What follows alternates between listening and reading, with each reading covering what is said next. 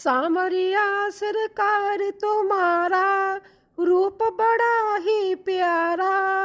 ओढ़े सुंदर पीली पटकी, हाथ में मुरली दारा।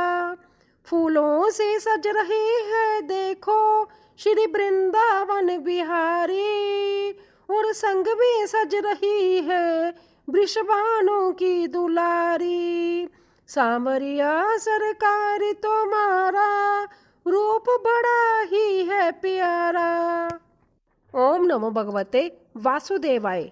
आप सभी का हमारे प्यारे और पावन चैनल भक्ति सागर में हार्दिक अभिनंदन है।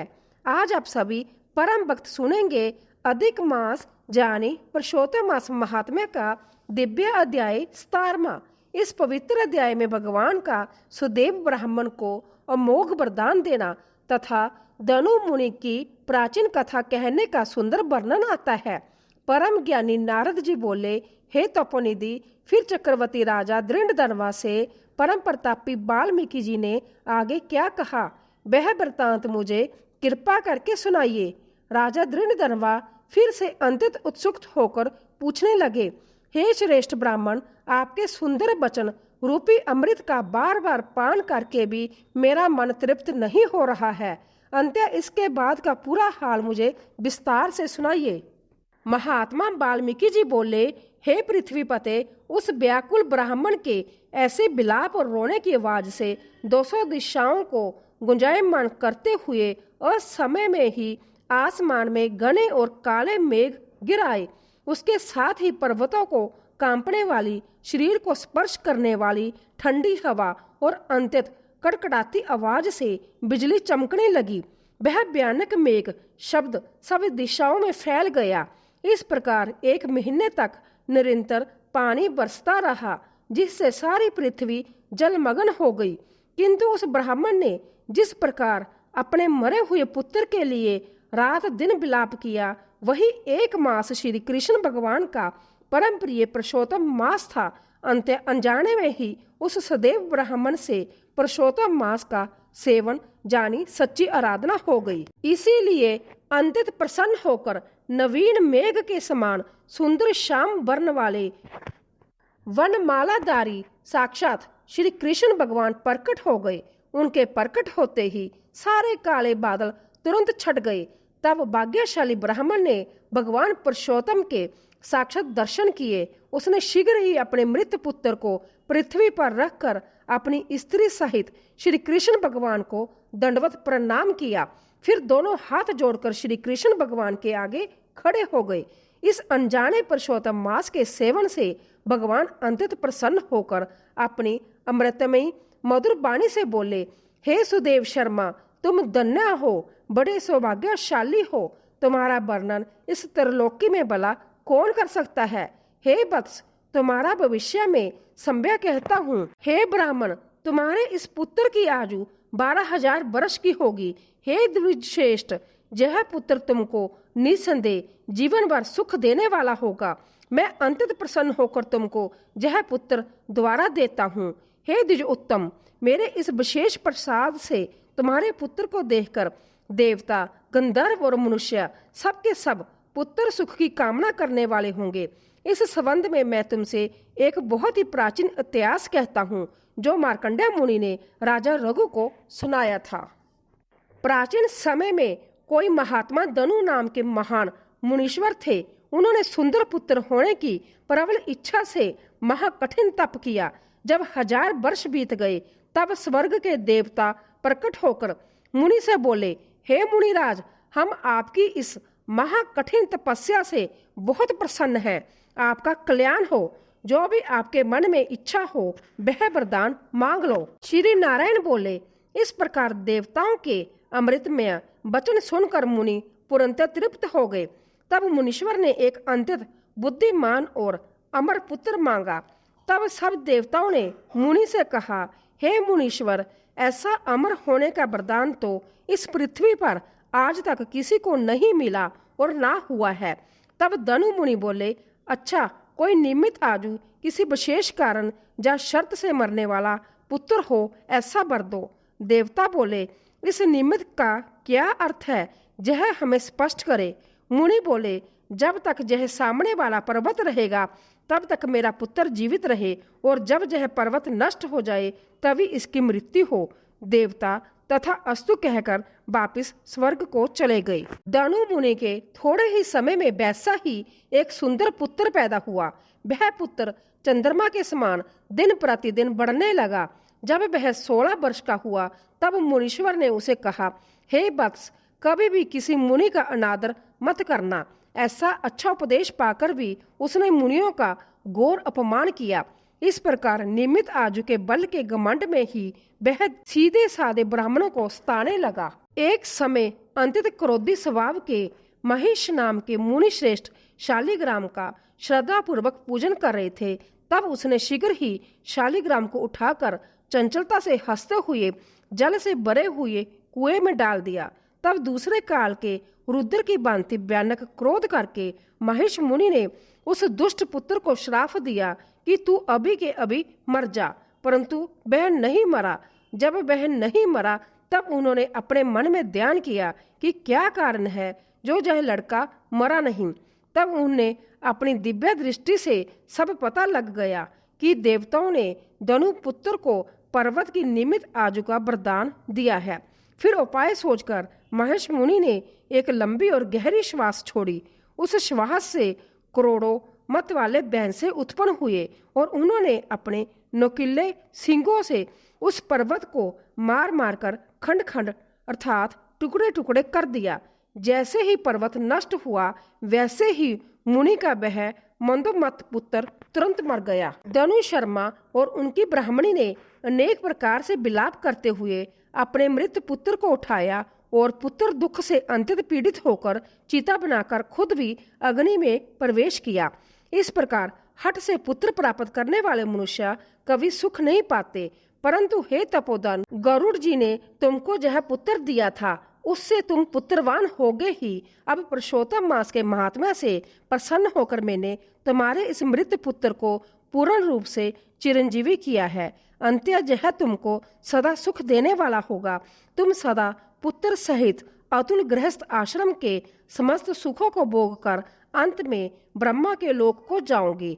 वहां देवताओं की वर्ष गणना के अनुसार 1000 वर्ष प्रैत दिव्य सुख भोग कर फिर इस पृथ्वी पर आकर तुम चक्रवर्ती राजा होगे।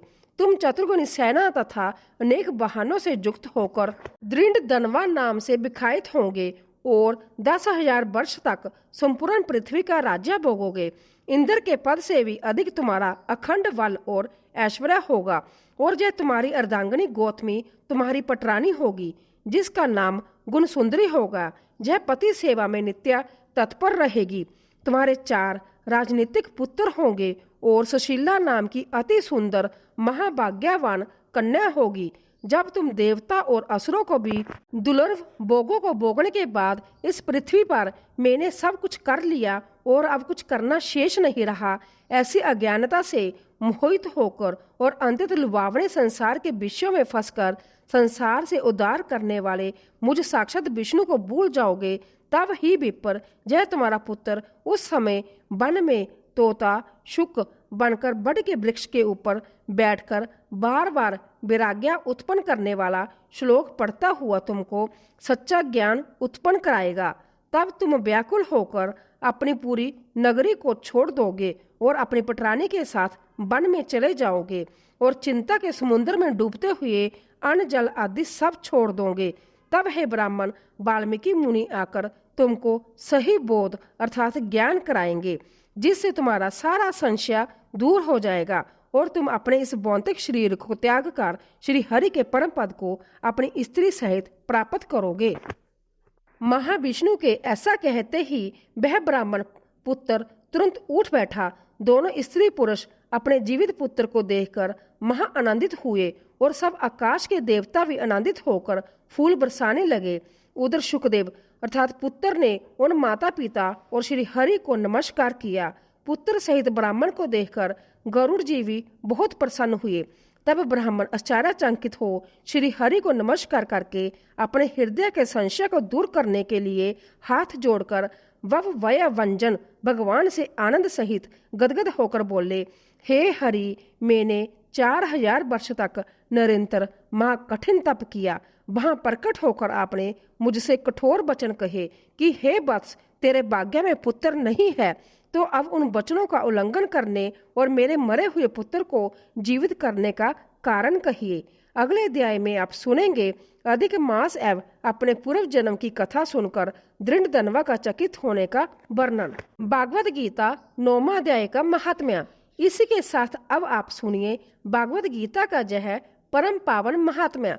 महादेव जी कहते हैं, हे पार्वती, अब मैं अंतित आदर पूर्वक भागवत गीता के पवित्र 9वें अध्याय के महात्म्य का वर्णन करूंगा। ध्यान से सुनो। प्राचीन काल में माधव नाम के एक ब्राह्मण रहते थे, जो वेद वेदांगों के तत्व ज्ञान को जानने वाले और समय समय पर घर आने वाले अतिथियों के प्रेमी थे। उन्होंने अपनी विद्या के द्वारा बहुत सा धन कमाकर एक महान यज्ञ का अनुष्ठान आरंभ किया। उस यज्ञ में बलि देने के लिए एक बकरा मंगाया गया।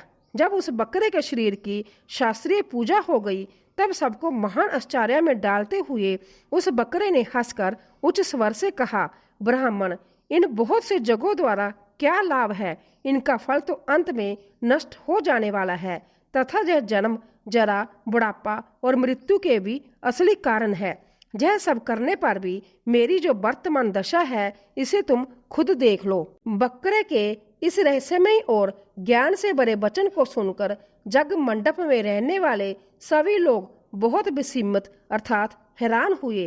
तब वह जजमान ब्राह्मण हाथ जोड़कर अपलक नेत्रों से देखते हुए बकरे को प्रणाम करके पूर्ण श्रद्धा और आदर के साथ पूछने लगे। ब्राह्मण बोले, आप पूर्व जन्म में किस जाति के थे? आपका स्वभाव और आचरण कैसा था तथा किस पाप कर्म से आपको बकरे की यह जोनी प्राप्त हुई? यह सब मुझे विस्तार से बताइए। बकरा बोला, ब्राह्मण, मैं पूर्व जन्म में ब्राह्मण के अंतत निर्मल कुल में उत्पन्न हुआ था। मैं समस्त जगों का अनुष्ठान करने वाला और वेद विद्या में पूर्ण प्रवीण था। एक दिन मेरी स्त्री ने भगवती दुर्गा की भक्ति से विनम्र होकर अपने बीमार बालक के रोग की शांति के लिए बलि देने के निमित्त मुझसे एक बकरा मांगा। तत्पश्चात जब चंडिका के मंदिर में वह निर्दोष बकरा मारा जाने लगा, उस समय उसकी माता ने मुझे घोर श्राप दिया। ओ ब्राह्मण अधम पापी, तू मेरे बच्चे का वध करना चाहता है, इसीलिए तू भी बकरे की जोनी में जन्म लेगा। हे द्विज श्रेष्ठ, तब कालवश मृत्यु को प्राप्त होकर मैं बकरा हुआ। यदि मैं आज पशु जोनी में पड़ा हूँ, तो भी मुझे ईश्वर की कृपा से अपने पूर्व जन्मों का सब स्मरण बना हुआ है। ब्राह्मण, यदि आपको सुनने की उत्कंठा हो तो मैं एक और भी आश्चर्य की बात बताता हूँ। कुरुक्षेत्र नामक एक दिव्य नगर है जो मोक्ष प्रदान करने वाला है। वहाँ चंद्र शर्मा नामक एक सूर्यवंशी प्रतापी राजा राज्य करते थे।